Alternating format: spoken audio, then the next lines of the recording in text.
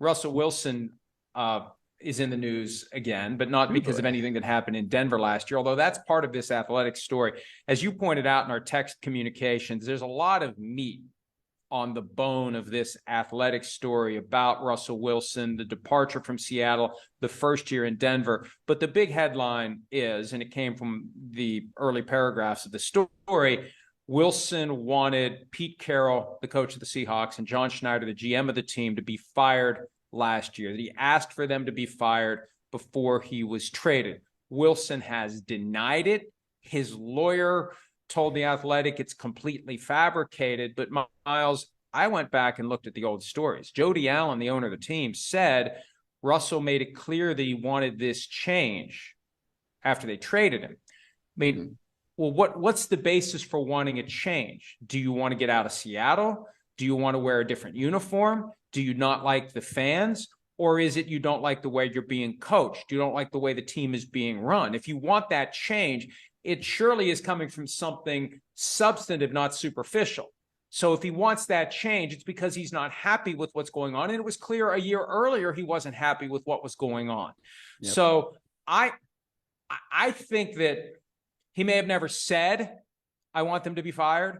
But in whatever final communication he had with Jody Allen, that was the message. The only way I want to stay here is with a different coach. And if that's not going to happen, you need to trade me to a team where I get to work with a different coach. Who will rid me of this meddlesome John Schneider and Pete Carroll? Yes. Yeah, we get a perfect opportunity to use my drawstring phrase. Yeah, and so it's pretty obvious that there was something going on there, right? And like you said, I mean, we can go back to those let Russ cook days where, yeah, we let Russ cook and then he burned the meal. So then they had to like pare things back and make sure that they were running the ball effectively again. So this makes sense from the standpoint of, yeah, it was probably going to be John Schneider and Pete Carroll or Russell Wilson. And look, after we see the results of the 2022 season, it sure looks like Seahawks ownership made the absolute correct decision to stick with the football brass and the football decision makers that they've had for years and years and years. And here's why, too, because after 2022, Russell Wilson would have been in a position, based upon the pattern that had developed over the course of his career, to expect another market level contract. And the reason that the divorce was inevitable, and this goes back to the last time he did his contract, when he got to $35 million a year, which was close to top of the market then, they weren't going to do it again. They never believed in him as a guy that should be paid more than any other quarterback in the NFL. And it proved itself out by what happened in Denver. You made him the centerpiece of the offense and it didn't work. Now we'll see if Sean Payton can make him the centerpiece in a different way and make it effective. But the Seahawks were done. They were over. It was not going to be this continuation of every 3 or 4 years, we give Russell Wilson a contract that makes him one of the highest paid players in football. Now the Broncos are dealing with that as they try to figure out where he goes from here. So I agree. The Seahawks did the right thing. And the fact that the Seahawks didn't comment, I don't remember who pointed that out on the text thread this morning. It wasn't me.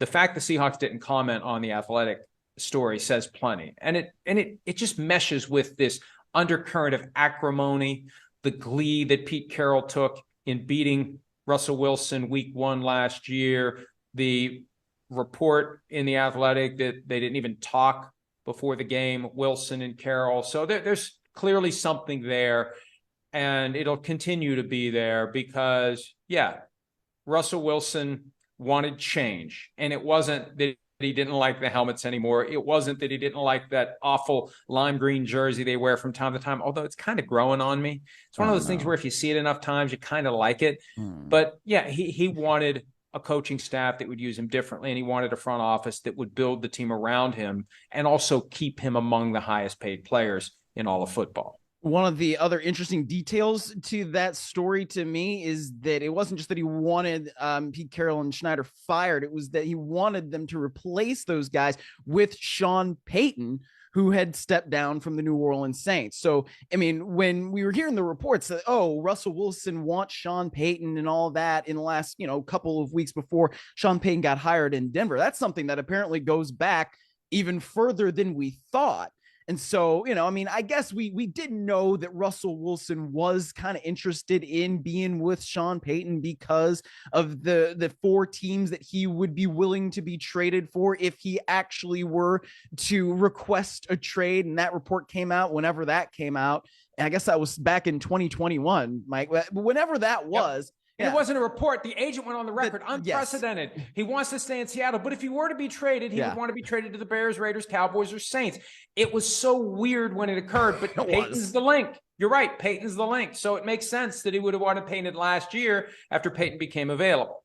Yeah, exactly. So now we're going to see if going to Denver and being with Sean Payton, the guy that apparently he wanted, is going to be something that's going to be restorative for his career, right? Because, I mean, look, Russell Wilson took a lot of hits last year, and frankly, I felt like a lot of them were deserved. His play was not very good. And when you read the details in that athletic story, you see like, oh, he was conducting meetings on Tuesday, which is traditionally the players' day off, but he'd bring in all these guys, and some of the players who were on the record said that, yeah, these things were helpful, but how helpful were they really when you end up 5-12?